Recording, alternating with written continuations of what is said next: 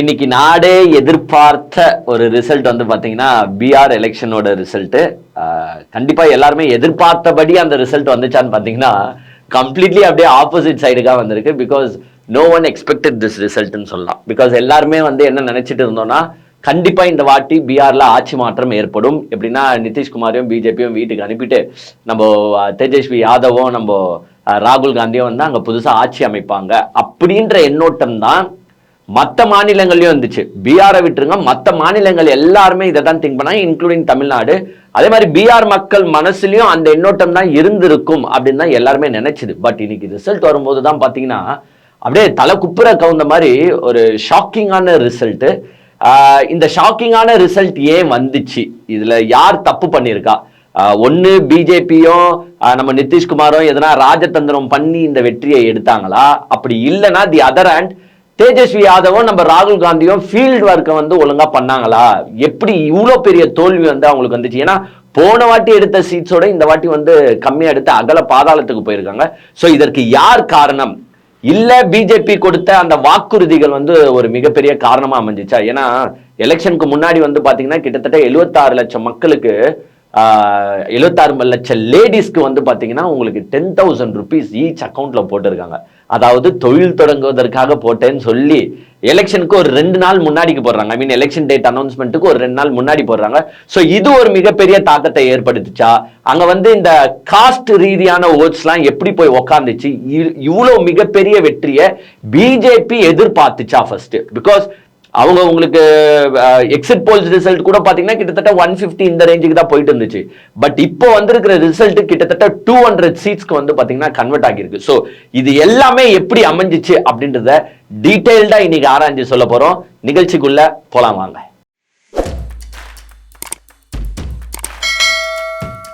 அதாவது இந்த எலெக்ஷன்ல மிகப்பெரிய லாஸ்ல இருந்து நம்ம ஃபர்ஸ்ட் ஸ்டார்ட் பண்ணலாம். இது வந்து மிகப்பெரிய லாஸ் வந்து எஸ் நம்ம நினைச்சிட்டு இருக்கிறது வந்து ராகுல் காந்திக்கும் தேஜஸ்வி யாதவுக்கும் மிகப்பெரிய லாஸ் நம்ம நினைக்கிறோம்.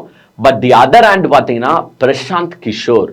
Because who is this Prashant கிஷோர்ன்றது இந்தியால இருக்கிற எல்லாருக்குமே தெரியும். ஏன்னா பிரசாந்த் கிஷோர் தன்னுடைய வியூகத்தால தான் வந்து ஒரு வியூக வகுப்பாளர்.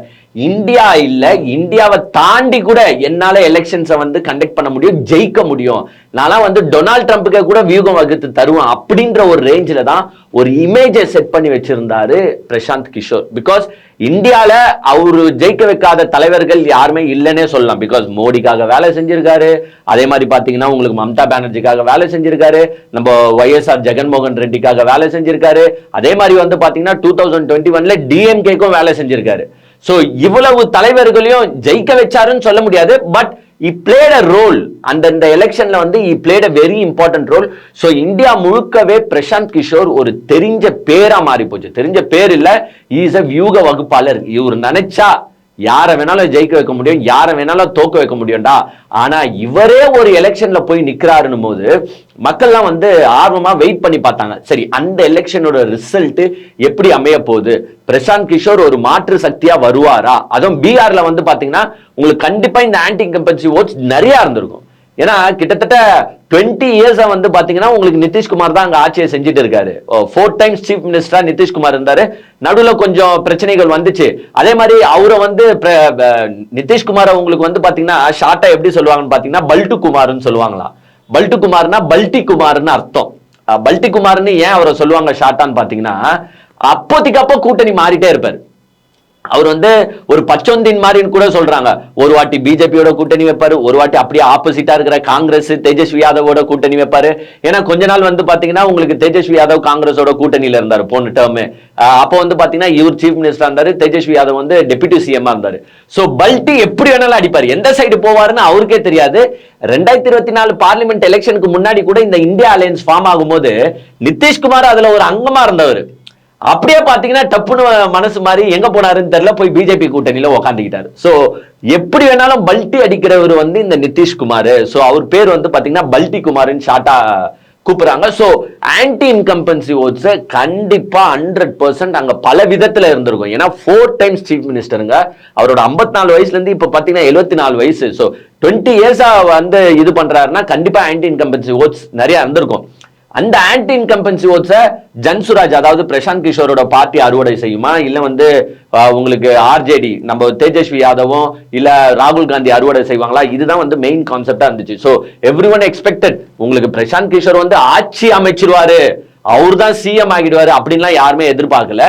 பட் ஒரு கன்சிடரபிள் அமௌண்ட் ஆஃப் ஓட்ஸ் எடுப்பாங்க, ஒரு கன்சிடரபிளி நம்பர் ஆஃப் சீட்ஸ் ஆச்சு எடுப்பாங்க அப்படின்னு பார்த்தா ஜன்சுராஜ் 0ல போய் முடிஞ்சிருக்கு. எது 1-2 கூட இல்ல, ஒரு 2-3 மணி வரைக்கும் பாத்தீங்கன்னா உங்களுக்கு 3 சீட்ஸ் முன்னில 4 சீட்ஸ் முன்னில என்னாச்சும் வந்துச்சு. அதுக்கப்புறமா வந்து பாத்தீங்கன்னா 0க்கு ஆகி போச்சு. இப்போ நம்ம பேசிட்டு இருக்கிற டைம் வந்து பாத்தீங்கன்னா கிட்டத்தட்ட 4:30 மணில உங்களுக்கு வந்து 200+ சீட்ஸ் வந்து பாத்தீங்கன்னா உங்களுக்கு பிஜேபி தான் வந்து இது பண்ணிருக்கு. ஸோ எப்படி இருந்தாலும் வெற்றின்றது 100% கன்ஃபார்ம் ஆயிடுச்சு. ஆட்சி அமைக்க போறது பிஜேபி அண்ட் கோ தான். So Congress and Tejashwi Yadav lost it அப்படின்ற முடிவில் தான் நம்ம இந்த வீடியோவை எடுத்துட்டு இருக்கோம். So Prashant Kishor as a வியூக வகுப்பாளர் பல சாதனைகள் பண்ணியிருந்தாலும் எலெக்ஷன்ல ஃபீல்டு ஒர்க்குன்னு வரும்போது பொலிட்டிக்கல் பார்ட்டிஸ்க்கு ஈடு கொடுக்க முடியாம போயிட்டாரு பிரசாந்த் கிஷோர். ஸோ மிகப்பெரிய ஏமாற்றம் பிரசாந்த் கிஷோருக்கு தான். ஏன்னா இதை வைத்து அவர் மிகப்பெரிய பிளான்லாம் போட்டு வச்சிருந்தாரு. உங்களுக்கே நல்லா தெரியும், இங்க வந்து பாத்தீங்கன்னா நம்முடைய அடுத்த முதலமைச்சர்னு சொல்லிட்டு ஒருத்தர் சுத்திட்டு இருக்காரு பாருங்க, நம்மளுடைய விஜய். அவருக்கு வந்து வியூக வகுப்பாளரா வரப்போறவரே பிரசாந்த் கிஷோர் தான். நண்பா நீ கவலைப்படாத, நான் பீகார் எலெக்ஷனை முடிச்சிடுறேன், பீகார் எலெக்ஷன் ஒரு மிகப்பெரிய வெற்றி அடைஞ்சிட்டு நான் இங்க வந்து உனக்கு வந்து வியூகத்தை வகுத்து தரேன், நீ வந்து டிஎம்கே ஓட விடலாம் அப்படின்ட்டு விஜய்க்கு ஒரு நம்பிக்கையை கொடுத்திருந்தார் பிரசாந்த் கிஷோர். இப்போ அந்த வியூக வகுப்பாளரே மண்ணை கவ்வி உள்ளார். இது வந்து சாதாரண தோல்வி கிடையாது, பகிரங்கமான தோல்வி. மண்ணை கவ்வி உள்ளார், 0 பிளேஸுங்க, யாருமே எதிர்பார்க்காதது. சோ இப்போ விஜய் அவரை நம்புவாரா? இதுதான் வந்து ஒரு மிகப்பெரிய கொஸ்டின் மார்க். டேய் நீயே வந்து அங்க ஒரு ஆணிய புடுங்கல, நீ வந்து எங்கடா என்ன ஜெயிக்க வைக்க போற? ஏன்னா இதுல மிகப்பெரிய கொஸ்டின் மார்க் என்னன்னா, பிரசாந்த் கிஷோர் இவ்வளவு நாளா வந்து எல்லாரையும் ஜெயிக்க வச்சாரு நம்ம சொல்றோம்னா, ஜெயிச்ச யாருமே நியூ ஃபேஸ் கிடையாது, ஜெயிச்ச யாருமே அரசியலுக்கு புதுசு கிடையாது, ஜெயிச்ச எல்லாருமே ஆளுங்கட்சியா ஒரு காலத்துல இருந்தவங்க. மக்கள் கிட்ட அவங்க ஃபேஸ் வந்து போய் சேர்ந்து இருக்கும். மோடி எடுத்துக்கோங்க, அப்ப வந்து நம்ம பிரசாந்த் கிஷோர் ஜெயிக்க வைக்கும் போது அப்ப வந்து காங்கிரஸ் மேல ஆன்டி இன்கம்பன்சி இருந்துச்சு. மோடி வந்து ஒரு மாற்று சக்தியா இருந்தாரு. மோடி வந்து குஜராத்ல ஆல்ரெடி நிறைய வாட்டி வின் பண்ணி இருந்தாரு. சோ கண்டினியூஸ் சீஃப் மினிஸ்டர்ன்ற பேர் இருந்துச்சு, மோடியை ஜெயிக்க வச்சாரு. வைஎஸ்ஆர் ஜெகன்மோகன் ரெட்டியும் அதே மாதிரிதான், அவங்க ஆல்ரெடி அங்க ரூலிங் பார்ட்டியா இருந்தவங்க. மம்தா பானர்ஜிக்கும் ஒர்க் பண்ணாருன்னா அப்படிதான். இங்க முக ஸ்டாலினுக்கும் டிஎம்கேக்கும் ஒர்க் பண்ணாருன்னா அதை வைத்து தான் ஒர்க் பண்ணார். ஏன்னா 10 வருஷம் ஏடிஎம்கே ஆன்டி இன்கம்பன்சி இருக்கும். இங்க ஸ்டாலினுக்குன்ற நல்ல பேர் இருக்கு. Stalin is a field worker. அவருக்கு பின்னாடி வந்து பேஸ்ல வந்து கட்சி ஸ்ட்ராங்கா இருக்கு. சோ எப்படி இருந்தாலும் டிஎம்கே வின் பண்ணும் அப்படின்ற ஒரு அடிப்படையில தான் பிகே வேலை செஞ்சாரு. ஆனா இப்ப இங்க விஜய்க்கு அந்த நிலைமை அப்படியே கம்ப்ளீட்டா ஆப்போசிட். விஜய்க்கு அவ்வளவு பெரிய பேஸ் ஸ்ட்ரென்த் கீழே இருக்கான. எஸ் ஃபேஸ் வேல்யூ இருக்கு, ஒரு மார்க்கெட் இருக்கு, ஒரு கன்சிடரபிள் அமௌண்ட் ஆஃப் ஓட்ஸ் இருக்கலாம், யங்ஸ்டர்ஸ் ஓட் இருக்கலாம், அதுல மாற்று கருத்து கிடையாது. பட் வின்னா ஒரு அளவுக்கு அங்க வேலை செய்யறதுக்கு கீழே பேஸ்ல மக்கள் இருக்காங்களா, பிஎல்எஸ் இருக்கானா, ஆள் இருக்கானா? கண்டிப்பா கிடையாது. இப்ப எப்படி பிரசாந்த் கிஷோர் தோத்து போனாரோ 2026ல அதே நிலைமை தான் யாருக்கு நடக்க போகுதுன்னா உங்கள் விஜய்க்கு நடக்க போகுது. இப்போ ஒருத்தர் வந்து சமீபத்துல சிரிப்பு பொதுக்குழு கூட்டத்துல பேசும்போது பேசினார் பாருங்க, 2021ல நான் வந்து திமுகக்கு வேலை செஞ்சதுக்கு பாவ மன்னிப்பு கேட்டுக்கிறேன்ட்டு. உன் தலைவன் பிரசாந்த் கிஷோரே அங்க தோத்து போய் கிடக்குறான். நீலாம் வந்து டிரான்ஸ்ஃபார்மர் வேலை, மெசேஜ் டிரான்ஸ்ஃபார்ம் தான் பண்ணிட்டு இருந்திருக்க. இங்க இருந்து ஒரு தகவல் அங்க பரிமாற்றம் தான் பண்ணிட்டு இருந்திய தவிர்த்து நீ ஒண்ணுமே தேவையில்ல, டிரான்ஸ்ஃபர் தான் பண்ணிட்டு இருந்த. நீ என்னத்தை கிழிக்க போற இப்போ? சோ விஜய்க்கு வந்து இது வந்து பெரும் இடியா விழுந்திருக்கு பிரசாந்த் கிஷோரோட தோல்வி. நாளைக்கே வந்து பிரசாந்த் கிஷோரே வந்து விஜய்க்கு வேலை செஞ்சாலும் தமிழ்நாட்டு மக்கள் எப்படி தெரியுமா பார்ப்பாங்க? டேய் அவனே அங்க தோத்து போயிட்டு வேற வழி இல்லை, இப்ப அவனுக்கு அங்க கட்சியை நடத்த முடியாது, ஏன்னா அது பீகார், பிஜேபி எப்படியோ பொசுக்கிடும். சோ அவனே இங்க ஓடி வந்து உனக்கு வேலை செய்யறான்னு சொல்றான். நீ அவனை வச்சுக்கிட்டு வேலை செஞ்சு 2 உருப்படாம சேர்ந்து லாஸ்ட்ல உருப்படாம தான் போறீங்க. அந்த மாதிரி நிலைமைக்கு தான் போயிடும். சோ பிரசாந்த் கிஷோருக்கு இது மிகப்பெரிய ஏமாற்றம். அரசியல் கட்சியா இருந்தாலும் சரி, பிளஸ் இப்ப அவருக்கு பிற்காலத்துல பிசினஸ் வைஸும் அவர் வந்து பெரிய வியூக வகுப்பாளரா இனிமேட்டு அவரை கன்சிடர் பண்ண மாட்டாங்க. இனிமேட்டு அவரை யாருன்னா கூப்பிட்டுப்பா எனக்கு வேலை செஞ்சு கொடுப்பான்னு கூப்பிடுவாங்களான்னா ஒரு மிகப்பெரிய செட்பேக். அதே மாதிரி அவர் விட்ட ஸ்டேட்மெண்ட், அவர் இப்போ எலெக்ஷன் இந்த ரிசல்ட்டுக்கு அப்புறமா அவர் என்ன சொல்லியிருக்காருன்னு பாத்தீங்கன்னா 10,000 ரூபாய் வந்து இந்த தேர்தலை வந்து விலைக்கு பேசிட்டாங்க. ஸோ 10,000 ரூபாய் தான் இந்த தேர்தல் வெற்றிக்கான காரணம் அப்படின்னு சொல்லிட்டு. ஸோ அப்படி ஆக்சுவலா நம்ம சொல்லக்கூடாது, ஏன்னா பிகாஸ் நம்ம மக்களை பிளேம் பண்ற மாதிரி ஆயிடும். இந்த 10,000 ரூபாய் கான்செப்ட் எப்படி வந்துச்சுன்னு பாத்தீங்கன்னா, உங்க எல்லாருக்கும் தெரியும், எலெக்ஷன் டேட் அனௌன்ஸ் பண்றதுக்கு 2 நாள் முன்னாடி தான், 2-3 நாள் முன்னாடி தான் பிஜேபி என்ன பண்ணுதுன்னா இந்த ஸ்ட்ராட்டஜியை அழகா பிளே பண்ணி ஒவ்வொரு லேடிஸ்க்கும் கிட்டத்தட்ட 76 லட்சமோ 1 கோடி கிட்டத்தட்ட பாத்தீங்கன்னா உங்களுக்கு 10,000 ரூபாய் எல்லார் அக்கௌண்ட்லயும் போட்டிருக்காங்க. ஏன் போட்டிருக்காங்கன்றதுதான் ஒரு சுவாரஸ்யம். அதாவது அவங்க எதுக்கு போடுறாங்கன்னா, சென்ட்ரல் ஸ்கீமா யூஸ் பண்ணி என்ன போடுறாங்கன்னா, தொழில் தொடங்குவதற்கு, லேடிஸ் வந்து தொழில் தொடங்குவதற்காக இந்த 10,000 ரூபாய் நாங்க போடுறோம்.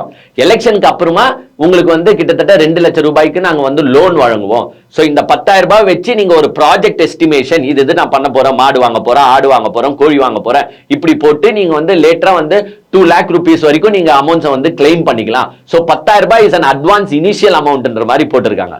இன்கேஸ் எலெக்ஷனுக்கு அப்புறமா உங்களுக்கு வந்து இந்த ப்ராஜெக்ட்லாம் வந்து உங்களால பண்ண முடியல, எனக்கு பிசினஸ் தொடங்கலாம் வழி இல்லப்பா, நான் பண்ண மாட்டேப்பானா பரவாயில்ல, நீங்க அந்த 10,000 ரூபாய் வச்சுக்கோங்க. சோ இது எப்படி இருக்கு பாருங்க, 10,000 ரூபாய் உங்களுக்கு தான். அது எப்படின்னா ஓட்டுக்காக 10,000 ரூபாய் கொடுத்த மாதிரி தான் இப்படி ஆயி போச்சு. 10,000 ரூபாய் நான் கொடுத்துறேன், பிசினஸ் தொடங்க முடிஞ்சா தொடங்குங்க, 2 லட்சம் ரூபாய் வரைக்கும் வாங்கிக்கோங்க, இல்லைன்னா 10,000 ரூபாய் நீங்க வச்சுக்கோங்கன்ற மாதிரி. நான் ஒண்ணு கேட்கிறேன், நீங்க தொழில் தொடங்க தானே கொடுக்குறீங்க, லேடிஸ்க்கு தானே கொடுக்குறீங்க, நீங்க சென்ட்ரல் கவர்மெண்ட் தானே, அப்ப இந்தியால இருக்கிற எல்லாருக்கும் கொடுக்க வேண்டியது தானே? அதனால எலெக்ஷன் நடத்துற மாநிலத்துல மட்டும் திடீர்னு அங்க இருக்கிற லேடிஸ் மேல பாசம் வந்து நான் 10,000 ரூபாய் கொடுக்குறேன் நீங்களே, இதெல்லாம் என்ன சொல்லுறதுன்னு தெரியல. எலெக்ஷன் கமிஷனர் எப்படி அலோவ் பண்ணாங்கன்னு தெரியல. கேட்டா நாங்க எலெக்ஷன் டேட் அனௌன்ஸ் பண்றதுக்கு முன்னாடி அவங்க இதை வாக்குறுதியா கொடுத்துட்டாங்க, சோ நாங்க வந்து ஸ்டாப் பண்ண முடியாதுன்னு எதனா புருடா தானே விடுவாங்க. சோ தோல்விக்கு முதல் காரணமா எல்லாருமே பாக்குறது என்னன்னா, this 10,000 rupees played an important role ன்னு சொல்றாங்க. ஆப்வியஸ்லி பிரசாந்த் கிஷோரோ அதை தான் நோட் அவுட் பண்ணியிருக்காரு. ரெண்டாவதா என்ன பிளே பண்ணிருக்குன்னு பாத்தீங்கன்னா, இந்த எஸ்ஐஆர் வந்து மிகப்பெரிய தாக்கத்தை ஏற்படுத்தி இருக்கு. உங்களுக்கே நல்லா தெரியும், கிட்டத்தட்ட 65 லட்சம் to 70 லட்சம் ஓட்டு காணாம போயிடுச்சு. அதுக்கப்புறமா சுப்ரீம் கோர்ட்டுக்கு போயிட்டு அவங்க ஆதார் கார்டு வச்சு நீங்க ஜாயின் பண்ணிக்கலாம்னு சொல்லும் போது ஒரு கிட்டத்தட்ட ஒரு 15-20 லட்சம் ஓட்டை வந்து ரீக்ளைம் பண்றாங்க. பட் கிட்டத்தட்ட 44-45 lakhs ஓட்ஸ் பாத்தீங்கன்னா காணாமே போயிடுச்சு. அதை எல்லாருமே என்ன சொல்றாங்கன்னா, பெரும்பாலும் அந்த ஓட்ஸ் யாருன்னு பாத்தீங்கன்னா முஸ்லிம் ஓட்ஸும் தாழ்த்தப்பட்ட சமுதாயம் ஓட்டு, இவங்க ஓட்டெல்லாம் வந்து காணாம போயிடுச்சு. இந்த ஓட்ஸ் மெயினா வந்து பாத்தீங்கன்னா உங்களுக்கு தேஜஸ்வி யாதவுக்கும் ராகுல் காந்திக்கும் போற ஓட்ஸ். உங்களுக்கு ராகுல் காந்தி பாத்தீங்கன்னா ஓட்சோரி அப்படின்ற ஒரு பெரிய கேம்பெயினை நடத்தினாரு. பிரேசிலியன் மாடல் போட்டோ எல்லாம் பாத்தீங்கன்னா இங்க இருக்குடா, இதெல்லாம் என்னடா நியாயம், கிட்டத்தட்ட 20 ஓட்டு அவங்களுக்கு இருக்கு, இதெல்லாம் எப்படி நடக்குதுன்னே தெரியல. அந்த பிரேசில் மாடலும் ஒரு ட்வீட்டே போட்டிருந்தாங்க, நான் இந்தியா சைடே வந்தது இல்லை, என் போட்டோ எல்லாம் எப்படி அங்க எலெக்ஷன்ல வந்துச்சுன்னு எனக்கு தெரியலன்ட்டு. சோ இந்த SIR played an important role. So first உங்களுக்கு இந்த 10,000 rupees, நெக்ஸ்ட் இந்த எஸ்ஐஆர். ஓகே, இப்போ மூணாவதா நம்ம ஒண்ணு பார்க்கணும். எல்லாத்துலயுமே வந்து பாத்தீங்கன்னா நம்ம மத்தவங்களை குறை சொல்லிட்டே இருக்கக்கூடாது. Yes, of course politics is full of tactics தானே. ஒரு அரசியல் ஃபைனலா நம்மளுக்கு என்ன வேணும், ஒரு வின் நிலைமை நம்மளுக்கு வேணும். அதுக்காக நம்ம என்ன வேணாலும் பண்ணலாம், எந்த எக்ஸ்ட்ரீம்காகவும் போகலாம். எஸ், 10,000 rupees அவங்களோட பவரை யூஸ் பண்ணி அவங்க அந்த 10,000 எங்க சாக்கா தள்ள முடியுமோ சாக்கா தள்ளிட்டாங்க. எஸ்ஐஆர் யூஸ் பண்ணி எங்க ஓட்டை ரெடியூஸ் பண்ண முடியுமோ சில தில்முல்லுகளை பண்ணி ஓட்டை ரெடியூஸ் பண்றாங்க. பட் அந்த ஓட்டை ரெடியூஸ் பண்ண விடாம யார் பார்த்திருக்கணும்னு பாத்தீங்கன்னா, தேஜஸ்வி யாதவும் ராகுல் காந்தி காங்கிரஸ் தான் பார்த்திருக்கணும். இப்போ ஒண்ணுமே இல்ல, அந்த எஸ்ஐஆர் திட்டம் இம்ப்ளிமெண்ட் பண்ணாங்களா, அந்த 30 days ஃப்ரேம்ல வந்து ஒர்க்ஸ் எல்லாம் நடந்துட்டு இருந்துச்சு பாருங்க. அப்போ நீங்க பிஎல்ஏஸ் கீழே ஃபீல்டுல ஸ்ட்ராங்கா இருந்திருக்கணும்ல. இப்போ ஒண்ணுமே இல்ல, தமிழ்நாட்டுக்கு உதாரணத்துக்கு எடுத்துக்கோங்கள, கிட்டத்தட்ட 68,000 பூத் இருக்குன்றாங்க. 68,000 பிஎல்ஏஸ் டிஎம்கே இன்னைக்கு ரெடியா வச்சுட்டு இருக்கு. இன்னைக்கு அந்தந்த பூத் லெவல் ஆபீசர்ஸ் வருவாங்க பாருங்க, இந்த பேப்பர்ஸ் எலெக்ஷன் கமிஷன் சார்பா விநியோகம் பண்றாங்க பாருங்க, இந்த பிஎல்எஸ் ஃபாலோ பண்ணுவாங்க. ஃபாலோ பண்ணி எல்லா மக்களுக்கும் போதா, ஓட்டு மிஸ் ஆகாம எல்லாரையும் உள்ள எப்படி தள்ளுறது, எப்படி சேர்க்கிறது அப்படின்றத இந்த 68,000 பிஎல்எஸ் பார்த்துட்டு இருக்கான். இந்த 68,000 பிஎல்எஸ்க்கு டிஎம்கே ட்ரைனிங் கொடுத்திருக்கு. இந்த 68,000 பிஎல்எஸும் போங்க வீடு வீடா, இந்த ஃபார்ம்லாம் ஒழுங்கா போய் சேர்ந்தா, ஒழுங்கா ஃபில் பண்ணி ரிட்டன் ஆபீசருக்கு போதா, எல்லாத்தையும் ஃபாலோ பண்ணுங்க.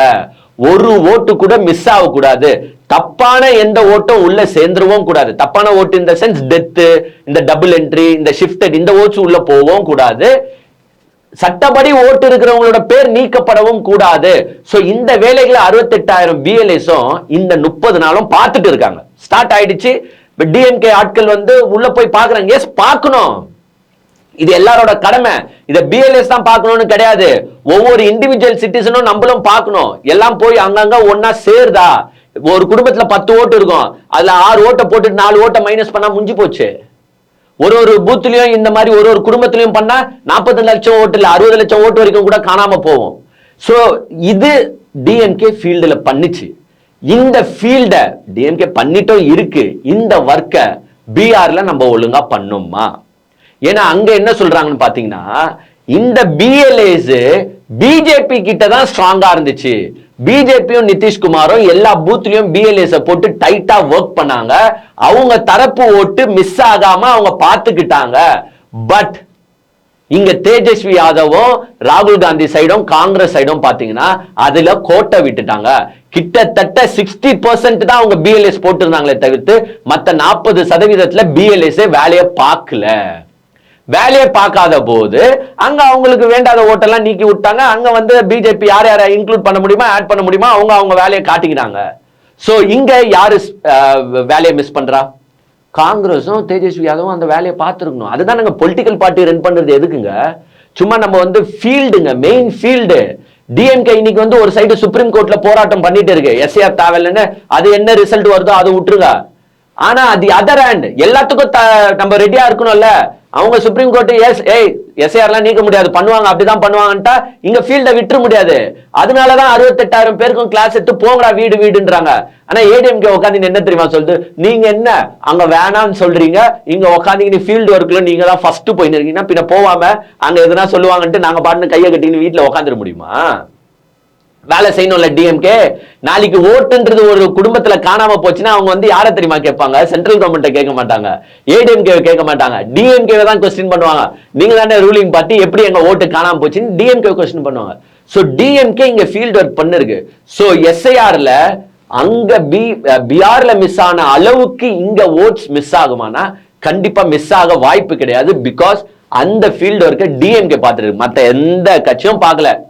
டிவிக்கு எடுத்துக்கோங்க, புதுசா எலெக்ஷன்ல நிக்கிறாரு, அவருக்கான ஓட்ஸ் ஜென்சி ஓட்ஸ் தான், இளைய தலைமுறையினர் ஓட்டு தான். அந்த இளைய தலைமுறை ஓட்டு பாதி பேர்கிட்ட ஓட்டர் ஐடியே இருக்காது. பாதி பேர் 18, 19, 20 வயசுல இருப்பான். ஓட்டர் ஐடி இருக்குமானா இருக்காது.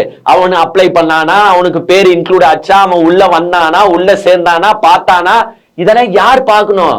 மிஸ்டர் டிவிக்கே உங்க பூத் லெவல் ஏஜென்ட்ஸ் பார்க்கணும். எவனா ஒருத்தன் கீழே அந்த பிஎல்ஓ ஆபீசரோட சுத்துறானா? இல்ல, ஒருத்தனும் ஒரு வேலையை பாக்குறது இல்ல. நாளைக்கு உட்காந்து ஜென்சி ஓட்ஸ் எல்லாம் திருடிட்டாங்க, டிஎம்கே வேணும்ட்டே நீக்கிட்டான்னு சொல்லுவாங்க. டிஎம்கே நீக்க மாட்டாங்க, உங்க பிஜேபி உங்க முதலாளி நீக்கிடுவாரு. சோ இந்த எஸ்ஐஆர் இவங்க ப்ராப்பரா ஒர்க் பண்ணாங்களா பிஆர்லன்னு தெரியலங்க. சோ இது ரெண்டு தான் மெயினே வந்து பாத்தீங்கன்னா எலெக்ஷனுக்கு மிகப்பெரிய செட்பேக்கா போனது. இந்த ரெண்டு தான். ஒன்னு வந்து இந்த 10,000 rupees, இன்னொன்னு வந்து பாத்தீங்கன்னா இந்த எஸ்ஐஆர்ல வந்து மிகப்பெரிய ஏமாற்றம். ஃபீல்டு ஒர்க் வரி இவங்க வேலை செய்யல, எல்லாருக்குமே வந்து 60% தான் ஆக்குபென்சி இருந்துச்சுன்னு சொல்றாங்க. இப்போ இதே மாதிரி டாக்டிக்ஸை பிஜேபி தமிழ்நாட்டில் யூஸ் பண்ண முடியுமானா அப்கோர்ஸ் யூஸ் பண்ண முடியும். ஒன்றும் இல்லை, இப்போ நெக்ஸ்ட் செட் ஆஃப் எலெக்ஷன் வருது பாருங்க. அது வந்து உங்களுக்கு வந்து தமிழ்நாட்டில் வருது, வெஸ்ட் பெங்காலில் வருது, ஆசாம், கேரளா, பாண்டிச்சேரி, இந்த 5ல வருது. இதுல வந்து பாண்டிச்சேரி இட்ஸ் யூனியன் டெரிட்டரி, அதை விட்டுருங்க. ஆசாம்ல வந்து பாத்தீங்கன்னா பிஜேபி பெரும்பாலும் ஆட்சியை திருப்பியும் பிடிச்சிரும்னு வச்சுக்கோங்க. பட் தி அதர் 3 states வந்து கொஞ்சம் டிஃபிகல்ட். வெஸ்ட் பெங்காலா இருக்கட்டும், கேரளாவா இருக்கட்டும், தமிழ்நாடா இருக்கட்டும், ரொம்ப டிஃபிகல்ட்டான இதுதான். இந்த மாதிரி இடங்கள்ல இவங்க வந்து இந்த மாதிரி ஒரு ஸ்கீமை திருப்பி இம்ப்ளிமெண்ட் பண்ண வாய்ப்பு இருக்கானா? எஸ், கண்டிப்பா இருக்கு. இப்ப எப்படி பிஆர்ல லேடிஸ்க்கு 10,000 போடுறேன், தொழில் தொடங்க போடுறேன் அப்படின்ட்டு எலெக்ஷன் டேட் அனௌன்ஸ் பண்றதுக்கு முன்னாடி போட்டாங்களோ, அதே மாதிரி தமிழ்நாட்டிலையும் இந்த மாதிரி தில்லுமுள்ளு வேலைகளை பிஜேபி பண்ணுறதுக்கு எக்காலத்திலும் தயங்காது. 10,000 இல்ல, ஏன்னா பிஆர்ல வேணா 10,000 ரூபாய் கொடுத்தா ஓட்டு போட்டுடலாம் மேபி. பட் இங்க தமிழ்நாட்டுல அந்த அமௌண்ட்டை இவங்க கன்சிடரபிளா ஏத்தலாம். இங்க இருக்கிற தமிழ்நாட்டு மக்கள்லாம் உசார் மக்கள், இங்க 10,000 ரூபாய் பத்தாது, ஒரு 20,000 ரூபாய் போடலாமா அப்படின்ட்டு 20,000 ரூபாய் போடவும் வாய்ப்பு இருக்கு. பட் இங்க இருக்கிற மக்கள் ஏமாறுவாங்களா? பிஜேபி 20,000 ரூபாய் இல்ல, பிஜேபி 1 லட்சம் ரூபாய் போட்டாலும் நீ ஏன் போடுறன்னு எங்களுக்கு தெரியும், அப்பால போ சாத்தானேன்னு அப்பால ஒதுக்கி வைப்பாங்க. சோ இந்த மாதிரி டாக்டிக்ஸை பிஜேபி இங்கே இம்ப்ளிமெண்ட் பண்ண வாய்ப்பு இருக்கு. ஏன்னா இப்ப நீங்க சொல்லலாம், அவங்க 10,000 ரூபாய் போட்டா உங்களுக்கு என்ன குத்தமா, நீங்க ஒண்டி மாசம் 1000 ரூபாய் உரிமை தொகைன்னு தரீங்களே. உரிமை தொகைன்னு கொடுத்தது இட்ஸ் தேர்தல் அறிக்கை, எலெக்ஷன் வின் பண்ணும், அதுக்காக வந்து ஒரு தேர்தல் அறிக்கையா கொடுத்தாங்க, அதை இம்ப்ளிமெண்ட் பண்ணி தான் பண்ணிட்டு இருக்காங்க. நீங்க வேணா சொல்லுங்க, நாங்க எலெக்ஷன்ல ஜெயிச்ச உடனே 2,000 ரூபாய் தருவோம்னு சொல்லுங்க, 5,000 ரூபாய் தருவோம்னு சொல்லுங்க, இந்த மாதிரி வாக்குறுதிகளை நீங்க அல்லுங்க, அது ஒன்றும் தப்பு கிடையாது. பட் எலெக்ஷனுக்கு முன்னாடி பர்டிகுலர் அமௌண்ட்டை போடுறது வந்து அது மக்களை வந்து திசை மாற்றத்துக்கான வேலை தான். இங்க வந்து பாத்தீங்கன்னா உங்களுக்கே தெரியும், இந்த பீகார் எலெக்ஷன்ல மெயினா பிளே பண்ணதே லேடிஸ் ஓட்ஸ் தான். கிட்டத்தட்ட 70% ஆஃப் த லேடிஸ் ஓட்ஸ் வந்து உங்களுக்கு வந்து பிஜேபிக்கு தான் போயிருக்குன்னு சொல்றாங்க. ஸோ எதனால இந்த 10,000 rupees ஆலன்னு சொல்றாங்க. இங்க வந்து பாத்தீங்கன்னா தமிழ்நாட்டில் உங்களுக்கே ஆல்ரெடி தெரியும், கிட்டத்தட்ட 1.25 குடும்பத்துக்கு எவ்ரி மந்த் வந்து 1,000 rupees கிட்டத்தட்ட லாஸ்ட் 3 years வந்து உங்களுக்கு டிஎம்கே கொடுத்துட்டு இருக்கு. ஸோ 1.25 கோடி லேடிஸ்க்கு இந்த காசு போயிட்டு இருக்கு. ஸோ இந்த ஓட்ஸ் வந்து மிகப்பெரிய டிரான்ஸ்பரை வந்து டிஎம்கே பண்ணிச்சுன்னா அப்புறமா டிஎம்கே வெற்றி யார் நினைச்சாலும் கண்டிப்பா தடுத்து நிறுத்த முடியாத அளவுக்கு தான் போய் நிற்கும். ஏன்னா மேபி பிஜேபி எதனா தில்லுமுள்ளு பண்ணி எதனா காசு கொடுத்தாலும் தமிழ்நாட்டு மக்களுக்கு நல்லாவே தெரியும், நீ 1 லட்ச ரூபாய் கொடுத்தாலும் உன்னை நம்பி ஓட்டு போட மாட்டேன்டா, எங்களுக்கு யார் ஹெல்ப் பண்றாங்க, எங்களை யார் நல்லா பார்த்துப்பாங்க எங்களுக்கு தெரியும்ன்றது அவங்களுக்கு தெரியும். ஸோ ஓட் டிரான்ஸ்பர் பிஜேபிக்கு தமிழ்நாட்டில் எக்காலத்திலும் என்னைக்கும் நடக்காது, தாமரை வந்து என்னைக்கும் மலராதுன்னு வச்சுக்கோங்க. பட் பிஜேபி இந்த மாதிரி தில்லுமுள்ளு வேலைகளை நிறைய செய்யும். எஸ்ஐஆரை வந்து கண்காணிக்க டிஎம்கே அவங்க வேலைகளை பார்த்துட்டு இருக்காங்க. இந்த மாதிரி ஸ்கீம்ஸ் அவங்க அனௌன்ஸ் பண்ற நேரத்தில் டிஎம்கே அந்த அதர் அண்ட் அவங்களுக்கும் வந்து தேர்தல் அறிக்கைன்னு ஒன்று ரிலீஸ் பண்ணுவாங்க. ஸோ எல்லாமே அந்த நேரத்தில் அவங்க பார்த்துப்பாங்க. பட் இந்த எலெக்ஷன் வந்து மிகப்பெரிய செட்பேக்கை வந்து நம்ம பிரசாந்த் கிஷோருக்கு உருவாக்கியிருக்கு, தி அதர் ஹேண்ட் வந்து விஜய்க்கு உருவாக்கியிருக்கு. ஏன்னா நியூ ஃபேஸை அக்செப்ட் பண்ணுறதுக்கு மக்கள் ரெடியா இல்லையோ. பிகாஸ் பிரசாந்த் கிஷோரும் ஒரு வேல்யூபிள் ஃபேஸு, ஒரு வியூக வகுப்பாளரே அங்கே தோத்து போறாரு. இப்போ நம்மள இந்த மக்கள் எப்படி ஏற்றுப்பாங்க? பிகாஸ் ஆல்ரெடி டிஎம்கே நிறைய நல்லது பண்ணிட்டு இருக்கு. உங்களுக்கு கட்டணமில்லா பேருந்து, உங்களுக்கு உரிமை தொகை, அப்புறமா வந்து பார்த்தீங்கன்னா தமிழ் புதல்வன் திட்டம், அப்புறமா பார்த்தீங்கன்னா புதுமை பெண் திட்டம், அப்புறமா காலை உணவு திட்டம், இப்படி அப்படின்ட்டு லேடிஸ்க்கும் சரி தமிழ்நாட்டு மக்களுக்கும் சரி எண்ணற்ற திட்டத்தை இந்த டிஎம்கே கொடுத்துட்டு இருக்கு. இதனால பயனடைகிற மக்கள் நாளைக்கு அவங்களுக்கு போடாம எப்படி நமக்கு போடுவாங்க அப்படின்ற கொஸ்டின் மார்க் விஜய்க்கு வந்து இப்ப நிறையவே ரைஸ் ஆகியிருக்கும். சோ இப்போ நம்ம இவரு வாங்கினார் பாருங்க, பிரசாந்த் கிஷோர் 0 வாங்கினார் பாருங்க, இந்த 0 தான் நாளைக்கு வந்து விஜய்க்கும் போய் நிக்குமான்னு நம்மளுக்கு தெரியல. பட் பிரசாந்த் கிஷோர் அதுல பண்ண ஒரு தப்பு இருக்கு. எனக்கு தெரிஞ்ச ஒரு தப்பு என்னன்னா, எலெக்ஷன்ல அவர் நிக்கல. அவர் நிக்காம என்ன சொல்லிட்டாருன்னா, லாஸ்ட்ல நான் வந்து எல்லா இடத்துக்கும் கேன்வாசிங் போனோம், ஸோ எலெக்ஷன்ல நான் நிக்கல, என்னுடைய ஆட்கள் நிப்பாங்க, நீங்க அவங்கள வந்து தேர்ந்தெடுங்க அப்படின்னு சொல்ற மாதிரி தான் அவர் நின்று இருக்காரு. கிட்டத்தட்ட 238 பிளேஸ்ல நின்று இருக்காரு. 243ல 238ல நின்று 0ல போகிருக்கு. மேபி அவர் வந்து ஆஸ் அ கேண்டிடேட் அவரே ப்ரொஜெக்ட் பண்ணி அவரே நின்று மேபி 1 or 2 ஜெயிச்சிருப்பாங்க. பட் விஜய் தரப்புல விஜயே லாஸ்ட்ல தோக்குற நிலைமையில தான் இங்க தமிழ்நாடு கலவரம் நிலவரம் இப்போதைக்கு நமக்கு இருக்கு. இதுல காங்கிரஸை பத்தியும் நம்ம பேசி ஆகணும். லாஸ்ட்ல காங்கிரஸோட நிலைமை என்னதான் போகுது அப்படின்னு ஆராய்ஞ்சு பார்க்கும்போது எனக்கு வந்து ஒரு சின்ன ஐடியாங்க. ராகுல் காந்தியோட ஃபீல்டு ஒர்க்கை நம்ம தப்பு சொல்ல. ராகுல் Gandhi yes is a good person, is a good field worker. But என்ன ஆகிடுதுன்னா, உங்களுக்கு ஆப்போசிட்ல இருக்கிற 2 பேரு they are very huge, very gigantic. ஆக்சுவலா மோடியையும் அமித்ஷாவையும் வீழ்த்துவதற்கு ஒரு ஃபேஸ் வேல்யூ ஒன்னு இருக்கணும், ஒரு எல்லாமே இருக்கணும். அது எல்லாமே ராகுல் காந்தி கிட்ட இருக்கு. பட் அவரால வீழ்த்த முடியல இந்த 2 வெரி ஜைஜாண்டிக் ஃபேஸஸ். இதற்கு ஒரே மாற்று காங்கிரஸ் எதனா ஒண்ணு ஒரு மாறுதலை ட்ரை பண்ணி தான் ஆகணும். இப்போ வந்து சோனியா காந்தி வந்து அவங்க வந்து வயசாயிடுச்சு, ஸோ அவங்க இதுக்கு மேல உள்ள ஃபீல்ட்ல செட் ஆகுறது கஷ்டம். பிரியங்கா காந்தியை நீங்க முன்னிறுத்த ஆரம்பிக்கணும். ராகுல் காந்தி பிரியங்கா காந்தியை வழி நடத்திட்டோம். பிகாஸ் இந்தியால வந்து பாத்தீங்கன்னா உங்களுக்கு ஃபீமேல் ஓட்டர்ஸ் தான் ஜாஸ்தி. அதே மாதிரி இந்தியால எப்பவுமே நம்ம லேடிஸ்க்கு வந்து ஒரு லேடி சென்டிமெண்ட்ஸ்ன்றது வந்து 100 மடங்கு ஜாஸ்தியாவே இருக்கும். லேடிஸ்க்கு மட்டும் கிடையாது, ஜென்ஸ்க்கும் வந்து லேடி சென்டிமெண்ட் இருக்கும். சோ இப்போ வந்து உங்களை ராகுல் காந்தியை மேபி வந்து மோடியும் அமித்ஷாவும் பப்புன்னு கலாய்க்கலாம், ராகுல் காந்தி என்ன வேணாலும் திட்டலாம், ராகுல் காந்தி என்ன வேணாலும் கலாய்க்கலாம், ராகுல் காந்தி இஸ் அன்ஃபிட்னு சொல்லலாம், ராகுல் Gandhi is waste for politics சொல்லலாம், ராகுல் காந்தி வந்து பாண்ட் வித் சில்வர் ஸ்பூன் அப்படி இப்படின்னு போட்டு கலாய்க்கலாம். பட் இதே கலாய பிரியங்கா காந்தியை அவங்க பண்ண முடியுமா? பிரியங்கா காந்தியை வச்சு அவங்க இப்படி பேசினாங்கன்னு நினைச்சுக்கோங்களேன், நாளைக்கு ஒட்டுமொத்த இந்தியாவே மோடிக்கும் அமித்ஷாக்கும் எதிராக நிற்கும். ஒட்டுமொத்த இந்தியாவே நீ எப்படி ஒரு லேடி அப்படி பேசலாம், ஒரு பெண் அவங்க பெண்ணும் பார்க்காம நீ அவங்கள கலாய்க்கிறியா அப்படின்ட்டு என்டையர் இந்தியாவே திரும்ப மோடிக்கும் அமித்ஷாக்கும் எதிரும். இது மோடி அமித்ஷாக்கும் நல்லா தெரியும். ஐயோ, ஒரு பெண்ணுன்னு வரும்போது நம்ம ராகுல் காந்தி எப்படி ஹேண்டில் பண்ணமோ அந்த மாதிரி இவங்களை ஹேண்டில் பண்ண முடியாதுன்னு கொஞ்சம் பம்புவாங்க, பயப்படுவாங்க. ராகுல் காந்தி இவங்க தூக்கி ஜெயில போட்டா பெரிய ரிஃப்ளெக்ஷன் ஆகாது. ஆனா பிரியங்கா காந்தியை தூக்கி ஒரு நாள் ஜெயில போட்டாலும் அது அப்படியே ஆன்டி இன்கம்பன்சி வேவா மாறும். சோ பிரியங்கா காந்திய காங்கிரஸ் முன்னிறுத்துவது ரொம்பவே பெஸ்ட். அட்லீஸ்ட் இந்த 2 ஜைஜாண்டிக் ஃபேஸ் மறைகிற வரைக்கும். ஏன்னா மோடியும் அமித்ஷாவும் எலெக்ஷன்ல ஜெயிக்கிறதுக்காக எந்த வித எக்ஸ்ட்ரீம்காகவும் போறவங்க.